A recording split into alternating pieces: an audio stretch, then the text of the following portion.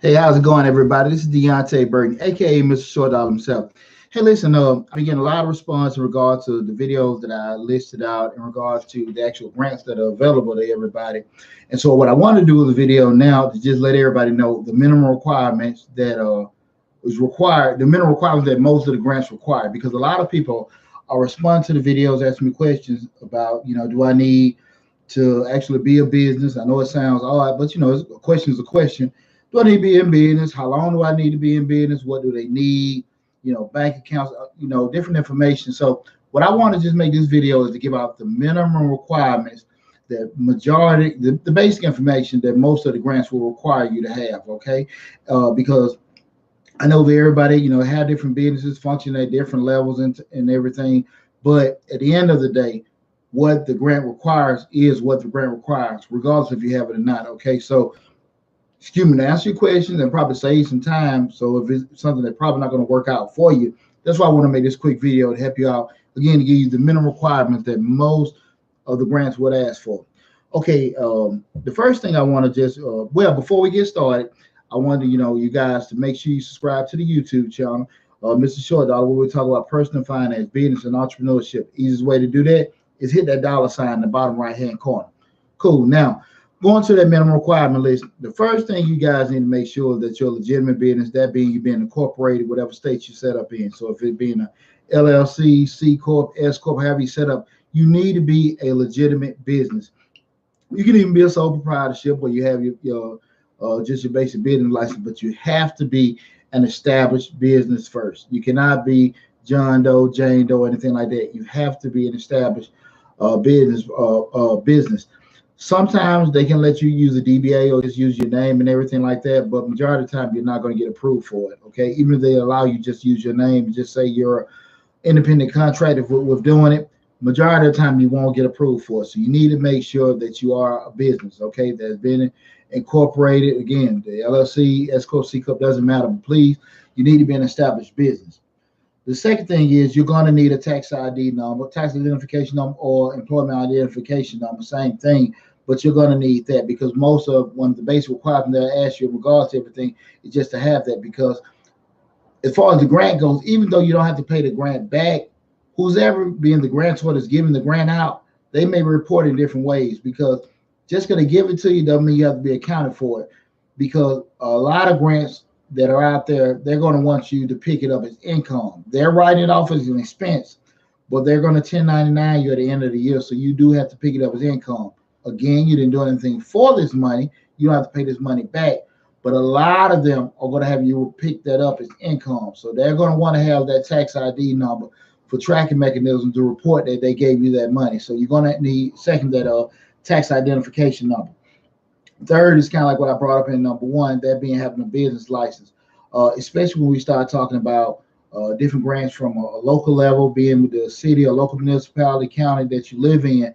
A lot of them want to have some kind of proof to show that, hey, this is where you're located at and everything. So kind of make sure you have that on deck in regards to that because, like I said in one of my previous videos, a lot of the grants are going to require you, the majority of the grants are coming from local areas, being again your city, your county, or your state.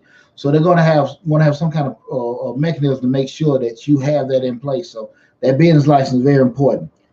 The fourth thing is you're going to have a bank account with the business name on it. You cannot apply for a grant. I'm telling you, they're not going to fund the grant if you don't have the business name that you apply for it, have a bank account with that set up. It's just not going to happen. Okay. If you cannot prove that, everything's going to stop right there. That's one of the biggest questions that a lot of people are asking me. Like, if I have the business name, do I have to have the bank account? That they're going to either want to direct deposit or cut a check to the business that is on the application to it. If you don't have it, 99.9% of the time it's going to get denied. Okay, or even if it starts the process, it's going to stop everything. So you have to have a bank account with that business name on it. Okay, that's very, very important. Now, these last couple things, I'm going to give four more things. They're requirements, but these four items are usually, for verification purposes. So let me rehash those first four I just gave. That being you being incorporated, tax identification number, business license, and bank account. It's hard to kind of get away from those four. You got to have those minimum requirements that most of the grants have. The next four they're going to give you guys, it's kind of quasi, being a requirement, but most of the time, the actual grantors they're going to give the grant out usually for verification purposes. So it's very, very important, because if you don't have it, it's one of the things that get you kickback, with it. Even if you meet the other requirements, they just want to use it for verification purposes. It is a legitimate business. And that would be a number 5, being tax returns. A lot of times they want to see tax returns just mostly show that you guys have, actually filed taxes, see how long it's been in, they, verify the actual year that you filed, the income you made, the expenses and everything. So that's one of the things that, someone will ask for, those tax returns. Again, we're asking for free money. This is not a loan. So we can't get too much in our feelings if someone asks for something that we're not able to produce, because they don't have to give it to us. So just be on the, keep in mind, they may ask for tax returns. Again, we're talking about items that may be used strictly for verification purposes, but they can stop the whole process if you're getting that grant. The next one being financial reports, those being your profit and loss or income statement, your balance sheet, or your cash flow statement. They may want to see those particular financials just to see where you guys are financially. If you guys, this is a business that's actually thriving, it's a business that's actually struggling. This is a business, you have X amount of dollars in the bank like you say you do, or what you normally do, with the money that you normally have in regular day-to-day operations, okay? So just be prepared for them to ask for those financial statements or financial reports. Number 7 being a website. Again, we're talking about verification mechanisms that they use. They may want to have a website where they can just track and see, okay, this is a business here. They have some kind of presence there. And, you don't be surprised with that. Most grant applications, they do ask for grants now and some social media information. So don't be surprised if that's one of the requirements they use just for verification purpose. They want to actually go to your website. Remember, we're talking about the verification purpose. So kind of be, keep this in mind that they're asking for that. And last, number 8 is actually having a basic phone number for the business and an email for that and everything, with the actual website domain attached to the email, instead of such and such at Hotmail, Yahoo, or Gmail.com. It may sound petty, but at the end of the day, we're talking about verification methods. What I always want everybody to understand is that when we start talking about grants, we're talking about quote unquote free money. And because it's free money that doesn't have to get paid, there are a lot of people that are going for it. So the more that you can get scrutinized for them not to give it to you, not saying they don't want to give it to you, but they have to go through these different levels of scrutinizing, cutting everybody down and everything. The more items that you don't have, you lessen your chance of getting the grant. So we want to make sure that we're in compliance as much as possible to be able to take advantage of these grants. One thing I do want to bring up to everybody is that what I talked about before in all my videos is that keep in mind with grants, people just want to apply as free money. I want to go get it and everything. Remember, the main purpose of grants is to solve a problem, right? Be it, you're a disabled veteran, you're a minority starting a business, you're a young female that's a single mother or something like that. Grants are set up to solve a problem. When you're applying for the grant, you have to craft your pitch for you to get the money. Okay, so it's not an issue like I got to get this money, I'm gonna apply for this money. No, you have to understand what the problem that the grant is made to create, and you have to craft it. Remember, to solve that problem.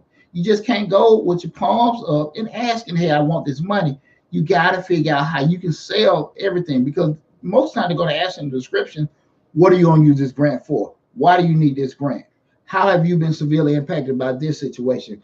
How, if you get this grant, you can turn things around. So you have to be prepared for that, okay? Again, we're talking about those scrutinizing parts of the grant application.